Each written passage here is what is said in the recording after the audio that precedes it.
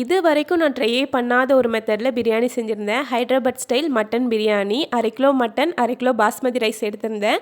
இந்த பிரியாணிக்கு மெயினே fried onion தான். 4 பல்லாரியை ஸ்லைஸாக கட் பண்ணி எண்ணெயில் கோல்டன் ப்ரௌனாக ஃப்ரை பண்ணி எடுத்துக்கிட்டேன். இந்த பிரியாணிக்கு ஒரு மசாலா ரெடி பண்ணணும். மிக்சர் ஜாரில் 1 டீஸ்பூன் சீரகம், 5 ஏலக்காய், 3 கிராம்பு, 2 துண்டு பட்டை சேர்த்து பவுடர் பண்ணி எடுத்து வச்சுக்கலாம். இப்போ க்ளீன் பண்ணி வச்சுருக்கிற மட்டனில் ஒரு குழிக்கரண்டி அளவுக்கு தயிர், 2 ஸ்பூன் இஞ்சி பூண்டு பேஸ்ட், அரைச்சி வச்ச மசாலா, 1/2 டீஸ்பூன் மஞ்சள் தூள், காரத்துக்கு வரமிளகாய் தூள், 1 டேபிள் ஸ்பூன் மல்லித்தூள், தேவையான அளவுக்கு உப்பு, ஒரு கையளவுக்கு புதினா கொத்தமல்லி, ஒரு 3 பச்சை மிளகாய் கீரி சேர்த்துருந்தேன். அது கூடவே ஃப்ரை பண்ணி வச்சுருக்கிற ஆனியனில் பாதி சேர்த்துக்கணும். கொஞ்சமாக லெமன் ஜூஸ் விட்டு நல்லா மிக்ஸ் பண்ணி 1 மணி நேரம் நல்லா ஊற வச்சுக்கலாம். அதே மாதிரி பாஸ்மதி ரைஸும் 2 தடவை நல்லா கழுவிட்டு தண்ணி ஊற்றி ஊற வச்சுக்கணும். இப்போது பிரியாணி பாத்திரத்தில் ஆனியன் ஃப்ரை பண்ண யூஸ் பண்ண எண்ணெய் சேர்த்துட்டு அதில் மேரினேட் பண்ணி வச்சுருக்கிற மட்டன் சேர்த்து வதக்கி விட்டு மூடி போட்டு வேக வச்சுக்கலாம்.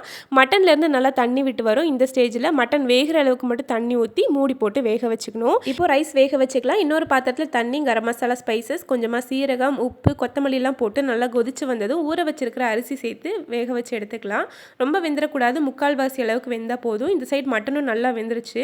இல்லை பாதி கிரேவி மட்டும் நான் ஒரு கிண்ணத்தில் எடுத்து வச்சுக்கிட்டேன். இப்போ பிரியாணி பாத்திரத்தில் அடியில் கொஞ்சமாக கிரேவி விட்டுட்டு ஒரு லேயருக்கு சாப்பாடு போட்டுட்டு ஃப்ரைடு ஆனியன், எடுத்து வச்சிருந்த கிரேவி, அதுக்கு மேலே மீதி இருக்கிற ரைஸ், ஃப்ரைடு ஆனியன், புதினா, கொஞ்சமாக நெய் விட்டு மூடி போட்டு பழைய தோசைக்கல்லில் ஒரு 20 நிமிஷம் லோ ஃப்ளேமில் தம் போட்டு எடுத்தால் போதும். சூப்பராக ரெடி ஆயிடும். என்னோடய ஹஸ்பண்ட் வந்து கொஞ்சமாக மட்டன் சால்னாவும் கேட்டிருந்தாங்க. எலும்பு கறியெல்லாம் போட்டு சால்னாவும் ரெடி பண்ணிட்டேன். இந்த சைடு அதுக்குள்ளே பிரியாணியும் சூப்பராக ரெடியாக இருந்தது. கொஞ்சம் கூட அரிசி வந்து உடையில, நல்லா உதிரியாக அடிப்பிடிக்காமல் சூப்பராக ரெடியாக இருந்தது. நல்ல ஒரு டிஃப்ரெண்ட் டேஸ்ட்டில் இருந்தது. நாங்களும் என்ஜாய் பண்ணி சாப்பிட்டோம். கண்டிப்பாக இந்த மெத்தடில் ஒரு டைம் செஞ்சு பாருங்கள், சூப்பராக இருக்கும்.